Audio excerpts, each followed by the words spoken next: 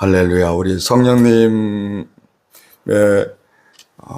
사역에 대해서 말씀 나누기 전에 또 우리 성령님의 역사를 이렇게 요약한 말씀 한번 외워볼까요? 감말위사서 시작. 감말위사서 거자치 능력. 한 번 더. 감말위사서 거자치 능력. 아멘. 감동, 말씀, 위로, 사랑, 소망, 거룩, 자유, 치유, 능력, 열매. 성령의 9가지 열매 한번 따라해 보시겠습니다. 사이하오, 자양충원절, 사희화오, 자양충원절, 사랑, 희락, 화평, 오래 참음, 자비, 양선, 충성, 온유. 아멘입니다. 아멘입니다. 아멘입니다. 사랑하는 여러분, 예수님을 우리의 영혼을 구원해 주실 구원자, 구세주로 믿는 한국교회와 또 성도들의 믿음 생활은 어찌 보면 모두가 같을 것 같잖아요. 예수님을 믿으니까. 그런데 어떤 면에서는 또 많은 차이점이 있음을 아셔야 돼요. 교단 간의 어떤 교리적인 차이점들도 있고, 그 다음에 목회자의 목회 방침에 따라서 무엇을 중요하게 여기느냐, 그런 차이도 있는데요. 그 중에 특히 다른 점이 성령님에 대한 신앙이에요. 누구에 대한? 성령님에 대해서. 그러니까 저와 여러분들이 지금까지 말씀을 통해서 알았던 것처럼 성령님은 삼위일체 하나님 중에 한 분이시잖아요. 그래서 우리가 예배 때마다 먼저 고백하는 신앙 고백문의 사도신경에서도 성부 하나님에 관해서, 성자 하나님에 관해서, 성령 하나님에 관해서 우리 신앙 고백을 하고 있잖아요. 그런데 많은 교회들이 하나님을 찾고 예수님을 찾는데 성령님은 그저 스쳐 지나가는 정도 그렇게 여기고 믿음 생활을 해요. 성령에 우리가 지금 성령님을 알자는 주제를 통해서 쭉 나누셨던 것처럼 예수님의 사역 가운데 성령께서 뜨겁게 함께 하셨다든가, 성령께서 우리가 구원받도록 이끌어가 주신다든가, 우리가 예수님의 사람답게 살아갈 수 있도록 우리를 도와주신다든가 등등등 이런 부분을 잘 모르는 분들이 의외로 많더라고요. 그런데 또 어떤 교회는 너무 성령님을 강조하는 교회, 교단들이 있어요. 그러니까 어떤 부분이냐면 이 경우는 주로 성령님의 어떤 은사적인 부분이나 능력적인 부분만 막 부각시키고 그게 최고인 양 막 강조하는 거예요. 그래서 방언이나 또는 어떤 병고침의 치유의 은사가 중요하다고 막 그런다든가, 또는 귀신 축사, 귀신을 쫓아내는 막 그런 것들 강조한다든가, 또는 성령의 바람이라는 것 같은 막 그런 것들을 강조를 해요. 마치 성령의 능력이 목회자에게 임해서 성령이 마치 바람처럼 임하는 것처럼 휘 막 이러기도 하고 그런단 말이죠. 여러분, 성령님과 너무 교제하지 않아도 문제이고요. 너무 성령님의 은사적인 것, 능력적인 면만 강조하고 그게 최고인 양 하는 것도 문제다.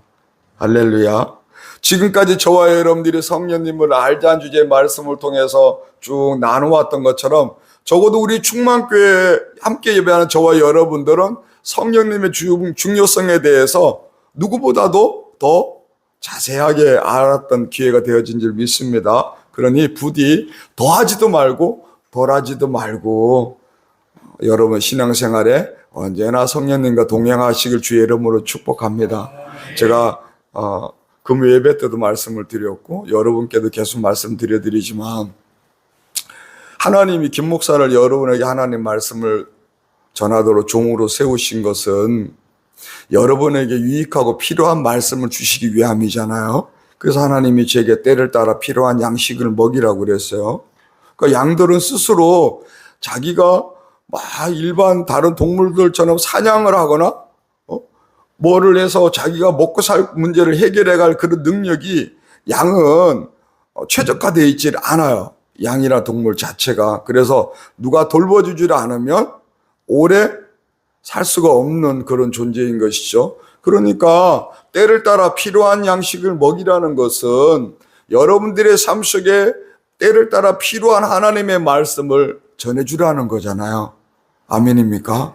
맞아요. 그런데 오늘 저와 여러분들이 뜻하는 사실 우리의 각기 다른 교회, 각기 다른 도시, 나라로 흩어질지언정 저와 여러분들이 나누었던 이 성령님에 관한 이 이야기를 여러분 것으로 만드시면 여러분이 어디에 있든 어떤 상황에 처하시든 할렐루야. 내가 원치 않는 김 목사가 하나님 처음 회심시켜가지고 한 6개월 넘게를 꼼짝 못하게 혼자만 딱 있도록 만들어주신 것처럼 혹이나 여러분 인생의 어떤 삶의 문제나 또는 여러분 삶에 어긋난 부분이 있어서 외롭게 있을지라도 고독할지라도 홀로 있게 될지라도 누구의 말씀? 성령님에 관한 말씀을 붙잡고 차근차근 시작하면 성령님을 통해서 예수님을 뜨겁게 만나고 하나님을 뜨겁게 사랑하게 될 것이다. 아멘입니까? 그리 되시길 주의 이름으로 축복합니다. 할렐루야. 아멘이지요. 여러분 오늘도 성령님을 알자는 주제 말씀을 이어서 나눌 텐데요. 여전히 성령께서 저와 여러분 안에 함께 하시고 우리 마음의 문을 열으시길 주의 이름으로 축복합니다. 할렐루야. 오늘 29번째 성령님을 알자는 주제고요. 성령의 능력 주심에 대해서 더 이어서 말씀을 나눌 건데요. 지난 말씀에서 사도 바울이 고백한 말씀을 통해서 우리가 알았던 게 예수께서 사도 바울을 위해 사도 바울이 가지고 있는 그 육체의 아픔을 그걸 고치고자 하는 사도 바울의 기도를 응답해 주지 않으셨다는 말씀을 우리가 들었습니다.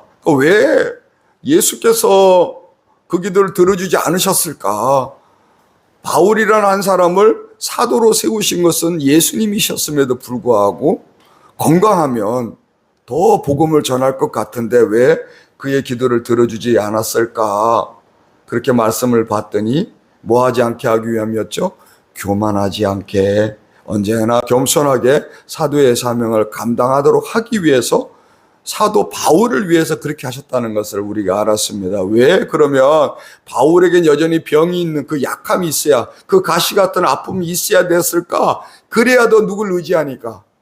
그래야 더 그 약함이 있어야 그 아픔이 있어야 더 하나님을 의지하게 되어지니까. 그래야 하나님을 의지할 때마다 성령의 능력이 더 바울에게 뜨겁게 임하고 바울을 통해서 그 능력이 나타날 것이기 때문에 그렇게 하셨던 것이라 하는 것을 우리가 알았습니다. 그래서 여러분 다시 제가 말씀을 드리는데 저와 여러분들 안에 우리 마음과는 달리 우리를 힘들게 하는 것 육체적이든 정신적이든 어떤 영적인 것들이 우리를 아프게 하는 이 가시 같은 약함이 우리 안에 있다면 누가 우리 안에 뜨겁게 임하실 기회예요? 그렇죠. 성령께서 더 뜨겁게 우리에게 능력을 부어주실 기회라는 것을 여러분이 믿으시고 그분을 더 찾게 되시길 주의 이름으로 축복합니다. 아멘입니까? 우리 지난 시간에 나누었던 말라기서 말씀 한 번 더 이어서 그렇게 함께 합니다. 만군의 여호와가 하나님 말씀입니다. 시작. 만군의 여호와가 아니라 동안하고 불 같은 날이 이르리니 그만한 자와 악한 하는 자는 다 숟가락이 갚일 것이라. 그 이르는 날이 그들을 설라. 그 뿌리와 가지를 나누지 아니할 것이로되. 2절 내 이름을 경외하는 너희에게는 공의로운 해가 떠올라서 치료하는 광선을 비추리니 너희가 나가서 외양간에서 나온 송아지같이 뛰리라. 아멘. 본문 말씀을 통해서 말라기 선지자이신 하나님의 말씀은 교만한 자에게는 반드시 심판을 있을 것이다. 그리고 그 심판의 주체가 미래에 오실 예수님이시라는 것을 밝혀주신 것인데요. 근데 저는 여러분 지난 시간에 이제 그 부분에 말씀을 드렸으니까 우리 삶의 축복과 관련되어지는 중요한 의미를 가지고 있는 말씀을 우리가 한 번 더 살펴보려고 해요. 2절 앞에 보시면 내 이름을 경외하는 너희에게는 그랬잖아요. 누구의 이름을? 내 이름을. 자, 여러분, 여기 다시 말씀드리지만 여기 경외라는 단어는 하나님의 이름에 가지고 있는 그 권위와 그 이름이 가지고 있는 의미와 그 이름이 가지고 있는 거룩하신 그 속성들을 거기에 대한 공경과 존중함과 두려움으로 하나님을 향할 때 쓰는 단어가 이 경외라는 단어예요. 그래서 피조물인 우리 인간이 창조주 하나님 앞에 겸손함으로 하나님만을 섬기고 하나님만을 예배하겠습니다 하는 마음의 표현이 경외라는 의미를 가지고 있는 거예요. 자, 그런데 지금 보니까 누구를 경외하라고요? 내 이름을. 누구를? 내 이름을 경외하라고 그랬어. 즉 여호와 하나님이란 이 이름을 경외하라는 거예요. 여러분, 하나님은 신을 가리키는 말이에요. 히브리어로는 엘로힘이라고 해요. 그러니까 신을 가리킬 때 하나님이에요. 여기서 이름은 하나님이 이름이 아니라 뭐가 이름이야? 여호와가 이름인 거예요. 우리 이 이름이 성경에서 처음으로 기록되어지는 창세기 말씀 한번 잠깐 볼게요. 창세기 2장 4절 말씀 함께 합니다. 시작. 이것이 천지가 창조될 때에 하늘과 땅의 내력이니 여호와 하나님이 땅과 하늘을 만드시던 날에. 아멘. 자, 이 창세기 말씀을 보시면 창세기 1장은 하나님께서 우주 만물을 창조하신 내용을 요약해서 큰 틀에서 정리한 말씀이 창세기 1장이에요. 그 다음에 창세기 2장과 3장은 그 중에서 특히 하나님이 심히 좋았더라. 누구를 창조하고? 인간을 창조하고 심히 좋았더라. 매우 좋았더라. 다시 말해서 하나님이 너무나 사랑하심으로 창조했다는 의미를 가지고 있는 이 인간의 창조 과정을 자세하게 2장과 3장에서 기록하고 있는 거예요. 그런데 여기 4절 말씀을 보니까 성경 66권 전체에서 처음으로 하나님의 이름에 대한 언급이 나오는 거예요. 중간에 여호와 하나님이 땅과 하늘을 만드시던 날에 이렇게 되죠. 여기에 여러분 여호와라는 이 하나님은 아까 말씀드린 대로 엘로힘인데 하나님의 이름을 가리키는 여호와라는 이 단어는 모음을 붙이질 않았어요. 자음만 쓴 거예요. 그래서 영어로 표현하면 대문자 YHWH 이렇게 표현이 되어져요. 왜 그러면 다른 단어들은 히브리식 자음과 모음을 조합해서 단어로 만들었는데 유일하게 이 하나님의 이름을 가리키는 요 단어만 모음을 붙이질 못하고 자음만 썼을까? 고대 히브리인들은 감히 하나님의 이름을 잘못 부르거나 감히 하나님의 이름을 부르면 불경하다고 여겼어요. 그래서 하나님의 이름을 제대로 쓰지를 못한 거야. 그래서 하나님의 이름을 비유적으로 에둘러 편게 표현한 게 자음만 기록하게 되어져 있는 거예요. 그래서 고대 히브리인들이나 유대인들은 이 단어가 네 글자 이게 딱 나오면 뭐라고 읽었냐면 아도나이 이렇게 읽었어요. 그리고 영어 성경은 이 하나님을 뭐라고 표현하냐면 영어 대문자로 로드, 우리말로 표현하면 주 이렇게 표현되어져 있는 것이죠. 그런데 여러분 오늘날은 언어가 발달되어지니까 여러분 그거 아시나요? 우리 한국어 여러분 쓰는 여러분 자부심을 가지셔야 돼. 여러분 우리 언어학적으로 한국어가 엄청 뛰어나대요. 우리 자음, 기역니은, 디글리글리로 맞나요? 모음, 이응, 아야어요? 아야어요, 오요, 뭐 이렇게 가잖아요. 그런데 이 조합이 이루어 붙이기만 하면 글자가 완성되는 거예요. 그런데 고대 히브리인들이 사용하는 그 시대의 언어에는 언어가 그렇게 발달되지 않았잖아요. 그러니까 하나님에 관계된 이름은 성서 이 거룩한 책에 유일하게 표현되어지는 게 바로 히브리어식 자음 네 글자라는 것은 그만큼 그 시대의 사람들은 하나님을 어떻게 생각했다는 거예요? 절대적으로 생각했다는 것을 말하는 거예요. 그래서 오늘날은 이 히브리식 YHWH를 여호와라고 보통 우리는 편하게 표현하는데 일부 교회들이 그대로 히브리식 음력으로 불러서 야훼 하나님 이렇게 부르기도 해요. 순복음교회도 주로 야훼 하나님 그러잖아요. 많이 들어봤어요? 맞아요. 그게 그래서 그러는 거예요. 그래서 그러는 거예요.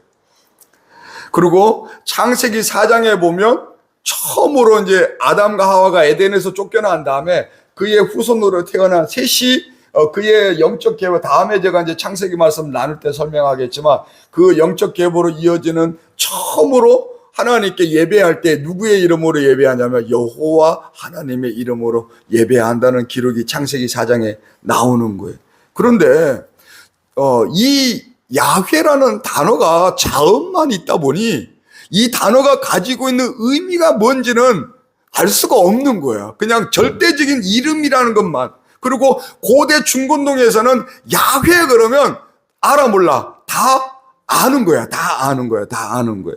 그래서 이따가도 말씀드리겠지만 유일하신 하나님, 모든 신 위에 뛰어나신 하나님 이름이 야훼다 그렇게 말을 해요. 자, 그런데 하나님이 내 이름이 가지고 있는 나는 하나님께서 당신을 나는 이런 존재야 하고 처음으로 당신의 이름을 가지고 있는 그 의미를 담아서 말씀해 주시는 장면이 나오는데 그게 어디에 나오냐면 출애굽기 3장에 나와요.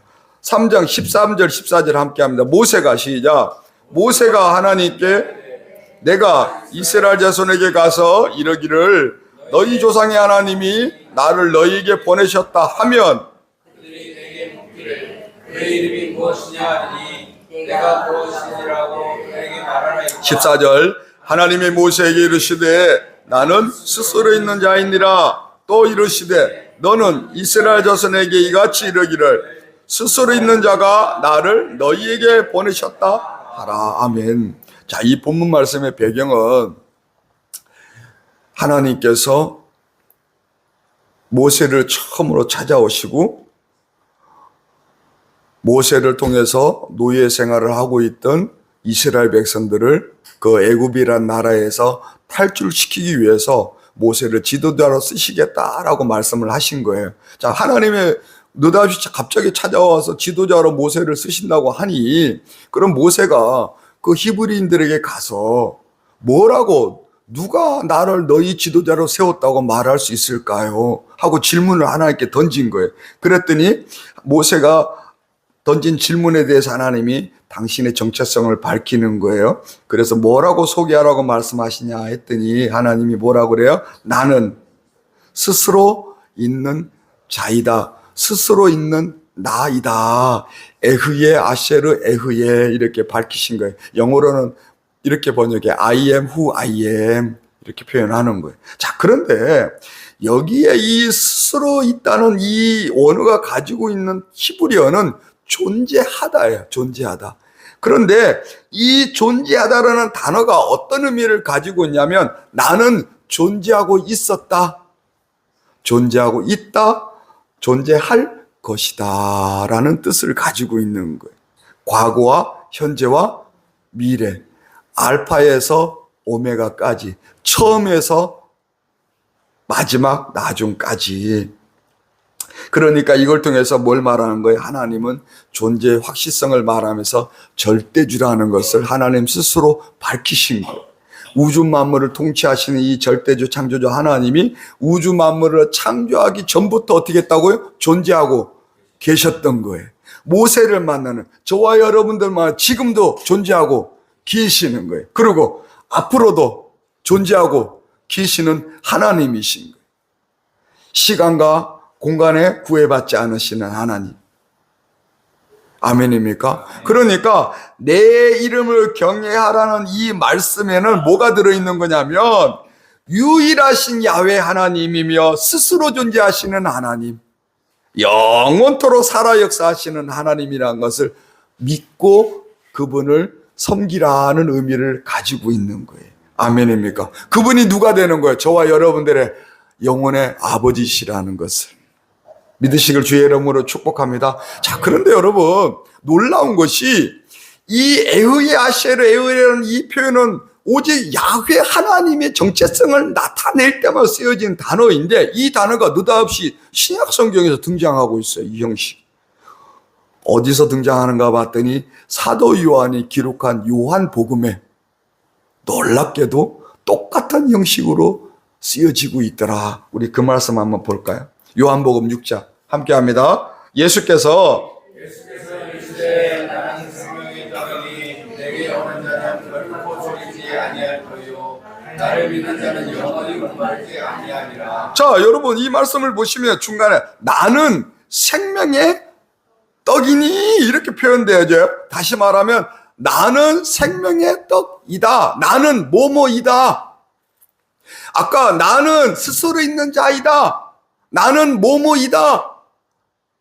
똑같이 헬라어로 바뀐 것뿐이지만 야훼 하나님, 하나님의 그 존재성을 그대로 나타낼 때 동일하게 쓰여져. 누가 그러면 그 하나님이라고 표현하고 있는가? 나는 누구이다 할 때 여기 가운데 누가 들어있는가? 생명의 떡인 게 지금 누가 말씀하신 거예요?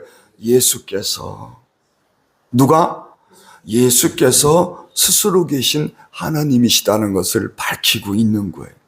그래서 사도 요한은 이후에도 여기 포함해서 7번을 예수께서 하나님이시라는 것을 저와 여러분들에게 영이신 하나님이 우리 인간의 눈에 보이질 않으니까 우리 인간에게 하나님이 누구신지를 보여주기 위해서 오셨던 하나님. 아멘입니까?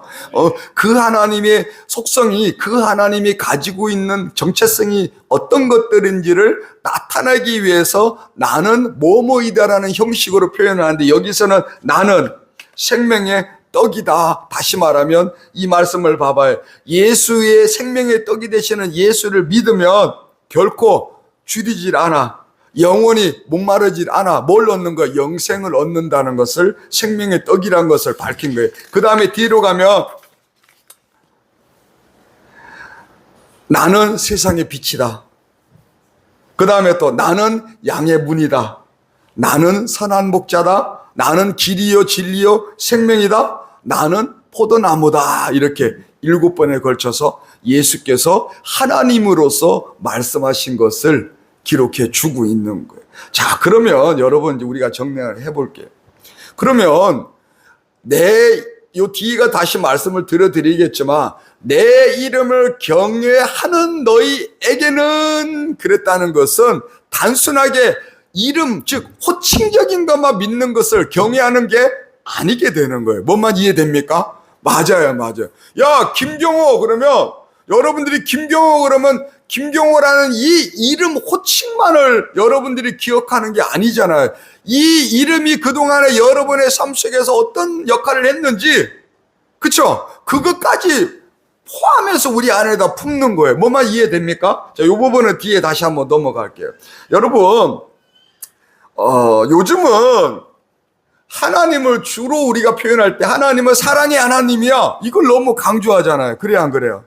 그러다 보니까 마치 하나님은 심판도 안 하시고 징계도 안 내리시고 저주도 안 하시는 하나님, 막 그런 식으로 아무렇게 살아도 괜찮아. 왜? 하나님은 사랑의 하나님이시니까 이렇게 표현할 수도 있는 거예요. 그런데 여러분, 틀린 말은 아니에요. 저와 여러분들의 하나님은 사랑의 하나님이세요. 오래 참아주시고 오래 기회를 주시고 오래 기다려주시는 하나님이시기도 해요. 그런데 하나님께서 사랑의 하나님이신 건 맞지만 모든 것을 못 본 척하거나 모든 것을 무조건적으로 그냥 덮어주는 하나님이 아니에요. 아까 하나님께서는 뭐라고 그랬죠? 교만하는 자와 악을 행하는 자에게는 용광로 불같은 날이, 심판의 날이 이를 것이라 그랬잖아요. 반드시 이루는 거예요. 그런데 그때에 하나님께서 하신 그 공의로운 해는 좀 더 말씀드리겠지만 미래에 오실 예수님하고 관련되어 있는, 다시 말하면 죄 문제와 관련되어 있는 거잖아요. 그러니까 하나님은 반드시 죄에 대한 대가는 치러. 왜 그러냐면 하나님의 정체성이, 하나님의 속성이 정의의 하나님이고 공의의 하나님이기 때문에 한번 따라해 보실까요? 하나님은 정의의 하나님이시고 공의의 하나님이시다. 여기 구약 성경 아모스 6장 24절의 말씀을 보면 하나님께서 뭐라 그러냐면 공법을 물같이 정의를 물같이 공법을 하수같이 그렇게도 표현을 하는데, 이 말이 뭐냐면 모든 옳음의 기준이 하나님인 거예요. 항상 하나님은 모든 공의, 모든 정의의 모든 정의의 하나님이시면서 반면에 모든 것에 대해서 어떻게 한다고? 공평하게 결정하시고 판단하시고 대하시는 하나님이라는 거예요. 그러니까 이 죄의 대가는 반드시 어떤 형태로든지 우리 삶에 흔적이 남게 되어지는 것이죠. 이해됩니까? 맞아요. 여러분 2절 말씀 한번 같이 한번 봐볼게요. 말라기 4장 2절 함께 내 이름을 시작. 내 이름을 경외하는 너희에게는 공의로운 해가 떠올라서 너희가 나가서 대형간에서 나온 수어지같이 되리라. 아멘. 여러분 하나님의 이름을 경외하는 사람에게만 특별한 치료의 광선을 비추어 주신다고 했어요. 잊지 마셔요. 정말 할렐루야. 여러분 이게 정말 중요한 것은 우리가 항상 말씀드리지만 여러분 우리 겉만 건강해서는 절대 돼야 안 돼요. 그리고 우리 주위에 누군가가 겉은 건강해 보인다고 그 사람 속이 아프지 않느냐? 그거 절대 아니에요. 어제 저녁에 제가 친구들 맨날 우리 중학교 개척할 때 함께 그 신앙생활 친구들을 간만에 이렇게 만났는데 그 중에 한 친구가 어제 처음으로 그 이야기를 하는 거예요. 어떻게 하다가 이제 마음의 병 이야기를 하다가 자기가 우울증을 한 10년 정도를 앓았다 그러더라고요. 깜짝 놀랐어요. 처음으로 그 이야기를 저희한테 털어놓은 거예요. 전혀 그런 표가 나질 않았어요. 이제 그 회사에 이사니까 골프도 다니고 뭐도 하고 다니고 그러니까 항상 건강했어요. 저희 앞에서 항상 그걸로 힘겨워하는 걸 드러낸 적이 없는데 그게 너무 힘겨워서 병원까지 자기 스스로가 병원을 찾아갈 정도로 그랬다고 그래요. 그래서 제 마음에 이 친구는 내가 더 기도해 드려야 되겠구나. 정말 몰랐네. 그런 마음이 들었어요. 자, 여러분 우리가 왜 저와 여러분들이 나는 지금 건강한데 왜 치유하는 광선에 대해서 알아야 될까? 우리에게는 우리 의지와 상관없이 너무나 뜻밖의 일들이 일어나기 때문에 할렐루야. 내가 원하진 않아. 그런데 내가 원하진 않은데 나를 찌르는 문제가 생기고 나를 아프게 하는 문제가 생겨요. 너무 신경 쓰게 하는 문제가 뜻하지않은데 탁 튀어나오게 되어질 수밖에 없어요. 그때에 내 이름을 경외하는 너희에게는 치료하는 광선을 비추리니 하는 이 말씀을 기억하시고 할렐루야. 이 말씀의 치료의 능력을 믿으시고 이 이름을 경외히 여기시면 되는 거예요. 할렐루야. 아멘입니까? 염려만 걱정만 하고 있지 않기. 저도 누구도 김 목사도 당신도 할렐루야. 아멘이지.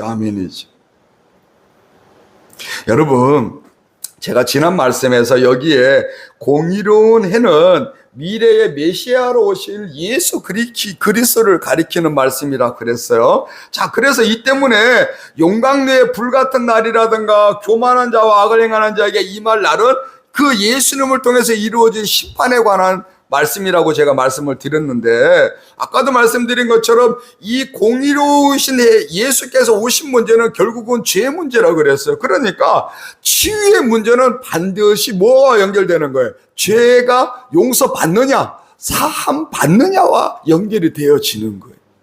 우리를 찌르는 아픔. 여러분 자꾸 우리는 가시 같은 아픔 그러면 자꾸 뭘로만 생각하냐면 진짜 가시가 나를 찌르는 요 육체적인 아픔만 생각하잖아요. 우리가 아프다. 제가 지난주에 수연이 보고 수연이 아프냐? 너가 아픈 목사도 아프다 그럴 때 수연이가 목사를 때려서 목사가 아픈 거예요? 뭘로 아픈 거예요? 그렇지. 그러니까 단순하게 가시 같은 아픔이라고 할 때에 육체적인 아픔만을 말하는 게 맞아요. 어찌 보면 저는 저 개인적으로 육체적인 아픔보다 정신적인 아픔이 저는 더 힘들어요. 저는 여기에 이렇게 박히잖아요. 그럼 칼로 저는 요걸 째가지고 빼. 그래서 사모가 맨날 저보고 지독하다고 그래. 언젠가 그 처가댁 내려가는 길에 잠깐 들러서 낚시하고 고기 좀 잡아서 장인 먹이려고 갔다가 바늘이 여기에 걸렸어. 처갓집 내려가는 밤중에 들렀다. 그런데 그 항구에 아무도 없고 이걸 빼야 되는데 이 바늘이 걸려 살에 들어가 버린 거야. 안 나오잖아. 근데 운전해서 김제까지 내려가야 되고. 그래서 뺄 도구가 없는데 어떻게 보다 보니까 누가 이 커트칼 요만한 걸 부러뜨려 갖고 다 뒀더라고. 그걸 주워가지고 어떻게 했겠어? 얘를 빼야 운전하고 내려갈 거 아니야. 그래서 그거를 한꺼번에 확 하면 아프잖아. 그래서 조금 해가지고 결국은 뺐어. 그러고 내려가서 도착하자마자 김제에서 파상폰 주사 하나 맞아야 되잖아. 그 겁은 나니까 파상폰 주사. 왜 어른들이 여러분 발에 못이 찔리거나 쇠가 찔리면 반드시 뭐 맞으라고 그래? 맞아요. 그거 꼭 맞으셔야 돼. 그래서 그거 주사 맞고 그랬단 말이에요. 자, 여러분, 육체적인 건 그냥 눈 질끈 감고 참을만 해, 제 개인적으로. 그런데 여러분, 육체적인 아픔도 아픈데 사실 우리가 지금 이 시대를 지금 현재 우리가 살아가는 것 중에 우리를 더 힘들게 하고 아프게 하는 게 뭐예요? 그렇지, 정신적인 아픔. 영적인 아픔은 우리 영이 깨어나지 않으면 잘 모르니까. 할렐루야. 우리를 짓누르는 이 가시 같은 아픔이 정말 내게서 벗어나지고 해결되어지고 그러기를 원한다면 뭐 문제만 해결하면 된다고요? 이 부분을 해결하면 되는 거예요. 아멘입니까? 아멘입니까? 죄 사함의 문제. 왜? 공의로운 해로 공의로운 해가 떠올라야 치료하는 광선을 비추어 준다 그랬어요. 공의로운 해가 떠올라다는 건 뭐예요? 그 예수가 누구신 것을 나의 이 문제를 해결해 줄 분이라는 것을 믿고 그분에게 의지하고 도움을 구하는 걸 말하는 거니까 그분을 향한 믿음이 더 뜨거워지고 깊어지면 그분을 통해서 성령의 능력과 권능의 역사가 내 이 육체적인 정신적인 아픔의 치유로 나타나는 거예요. 아멘입니까? 맞아요. 그러니까 성령의 능력을 통해서 치유의 광선이 임하면 우리를 짓누르던 그 어둠이 물러가는 거예요. 우리를 압박하던 문제가 해결되어질 수 있다고요. 완전히 없어지는 게 아니라 그 문제를 대하는 우리 마음이 바뀌는 거예요. 할렐루야. 우리는 문제 해결 그러면 원인 자체가 그냥 완전히 확 없어지길 원하잖아요. 그래야 안 그래요? 그런데 제가 지금까지 이렇게 신앙생활하면서 하나님의 응답을 보면 문제 자체가 아예 그냥 나에게 틈을 타지 못하게 완전히 막아주시는 게 아니라 주로 대체적으로 하나님이 일하시는 방법, 성령님의 능력을 통해 일하시는 방법을 보면 그 문제를 이겨낼 수 있는 내 마음의 믿음, 여유, 그리고 필요하면 사람을 통해서 환경을 통해서 도와주셔. 때로는 필요하면 여러분들 같은 경우는 때로는 누구의 입을 통해서 주의 종의 입을 통해서 여러분에게 필요한 말씀을 주시고. 아멘입니까?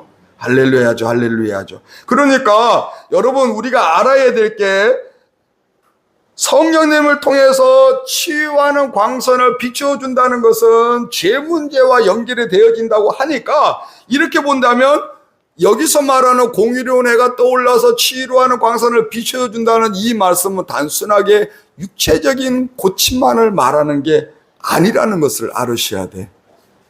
할렐루야. 반드시 예수님을 통해서 치유하는 역사가 나타나는 사람들을 보면 예수께서 그 치유를 행하실 때는 그 사람의 육체의 아픔만을 병만을 고쳐주기 위함이 아니었더라. 어떻게 하셨더라? 그 사람의 영혼을 구원해 주시기 위함이었더라. 영생을 주시기 위한 과정이었더라. 지난 예배 때 저희 장모님 제가 안병동에 기도할 때 옆에 있던 자궁 말기 기도해다 하면 응답받을 제가 기도해주면 나을 것 같은 마음에 믿음이 온다고 했던 그 여자분처럼 단순하게 육체적인 고침을 넘어서 뭘 한다? 영생의 구원을 주시기 위함이라는 것이 믿어지게 하는 거예요. 할렐루야. 그래서 여러분 아셔야 돼. 이 부분이 이 세상에 다른 신이라고 믿는 사람들, 쉽게 말하면 우상 숭배하는 사람들, 돼지머리에 고사 놓고 절하는 사람들, 부적을 쓰는 사람들, 그 사람들과 저와 여러분들이 믿는 예수님과의 가장 결정적인 차이가 여기에 있는 거예요.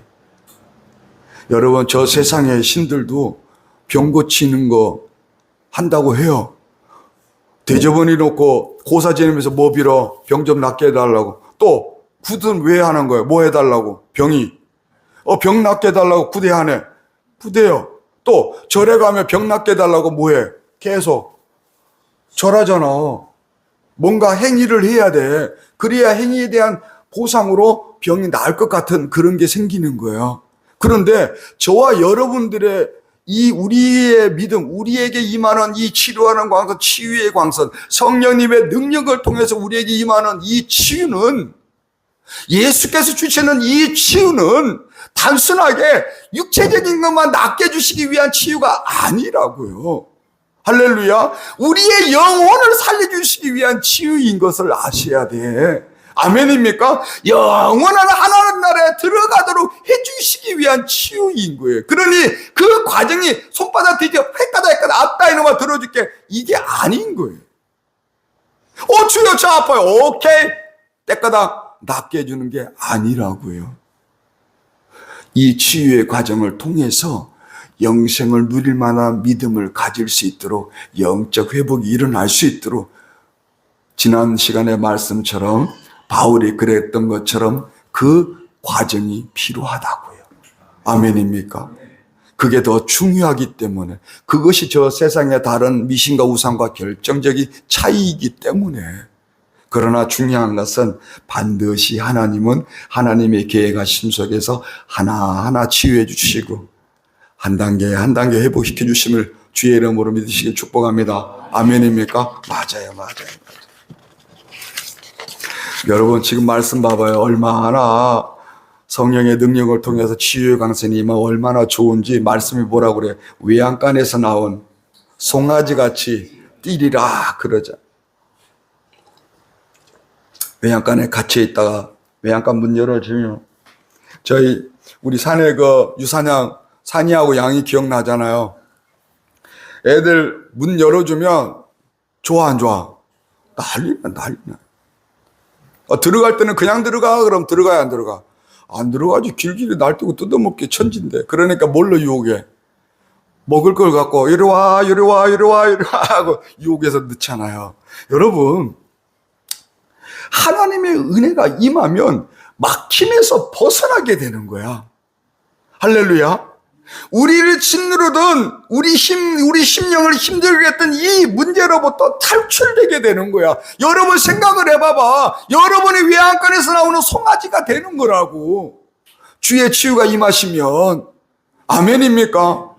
혹 여러분 가운데 직장을 다니는 분들도 있으실 테고, 공부를 하는 분들도 있을 거고, 자식을 키우는 부분들도 있으시고, 각각의 다른 삶을 가지고 있지만 어떤 상황이든지 여러분의 발목을 잡거나 늘 여러분의 가시같이 걱정이시며 육체적으로든 정신적으로든 그렇게 하는 요인이 있다면, 주의 은혜가 임하면 여러분이 상상을 해보라고 꿈 꾸는 듯이 벗어나는 거예요.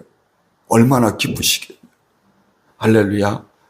시편 126편 말씀을 보면 이스라엘이 70년 동안 노예 생활을 하다가 탈출을 해요. 하나님이 어느 날 갑자기 해방시켜 준 거야. 그랬더니 그 사람들이 뭐라고 고백해 주냐면, 자기들이 꿈꾸는 하루다.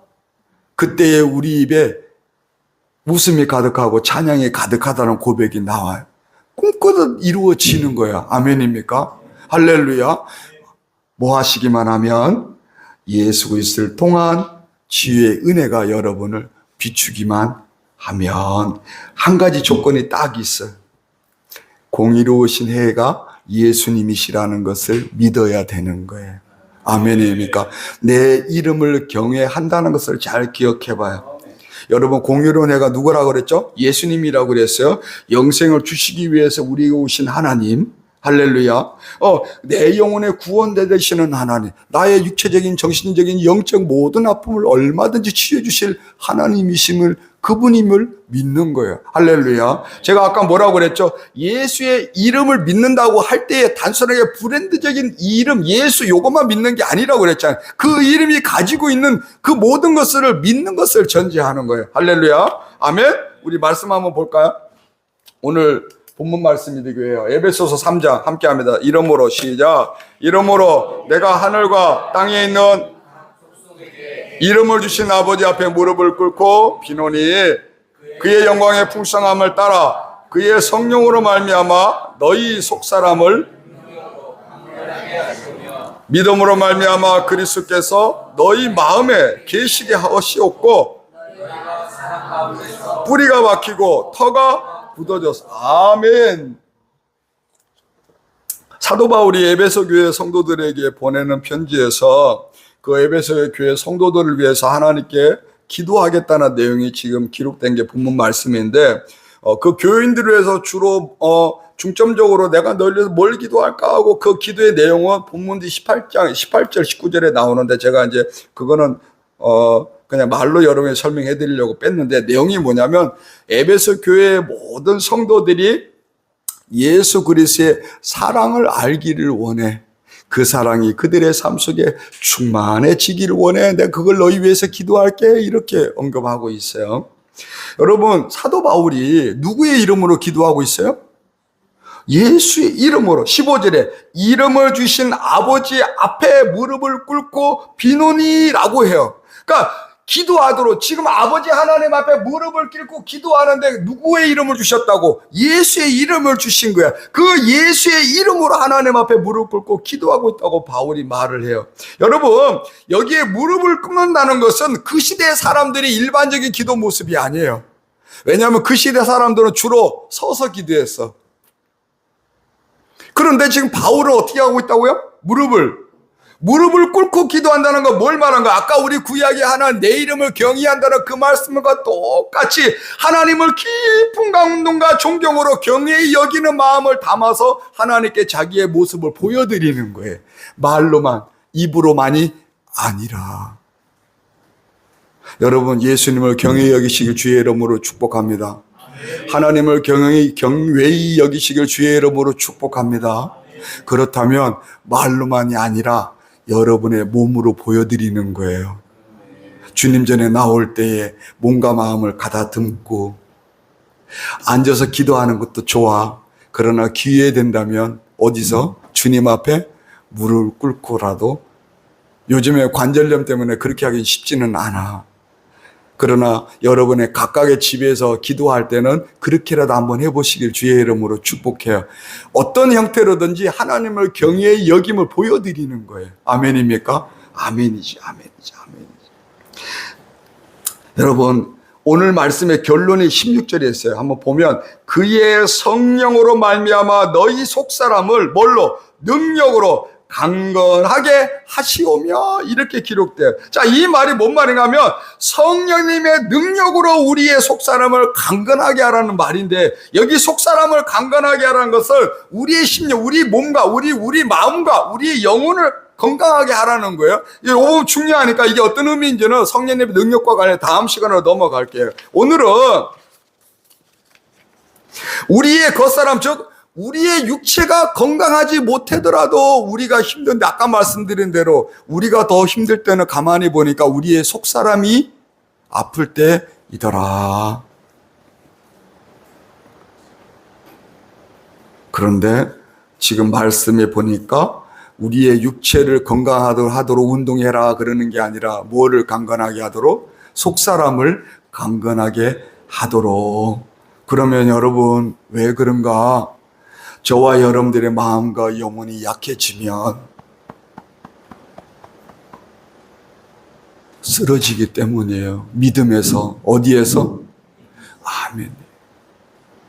여러분, 우리가 몸이 건강하면 예수 잘 믿을 것 같잖아요. 그거보다 더 중요한 건 우리 마음이 건강해야 돼. 우리 속사람이 강건하지 않으면 믿음에서 쓰러진다. 육체는 멀쩡히 있어도.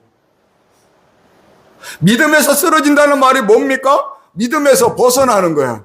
믿음이 흐트러지는 거야. 약해지는 거야. 흐지부지 되어지는 거야. 의심이 틈을 타. 해도 되고 말아도 되기로 가게 되는 거라고요.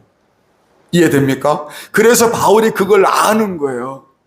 가장 먼저 속사람을 건강하게 하라. 아멘입니까? 그럼 어떻게 해야 속사람을 강건하게 할 수 있을까요? 볼까요? 여호와 하나님 주신 이 예수의 이름을, 누구의 이름을? 예수의 이름을 믿고 그 예수께서 우리 마음에 계시게 하라. 뭐 하게 하라? 계시게 하라, 계시게 하라. 계시게 한다는 게 다른 표현을 말하면 뭘까요? 저와 여러분들 삶 속에 예수께서 함께하고 하심을 의식하는 거, 인정하는 거, 존중하는 거, 경외하는 거, 그분께 말을, 내 안에 함께 하시다고 말을 걸어야 될 거 아니에요. 대화하는 거. 다시 의식하고, 인정하고, 존중하고, 경외하고, 대화하는 거. 아멘입니까?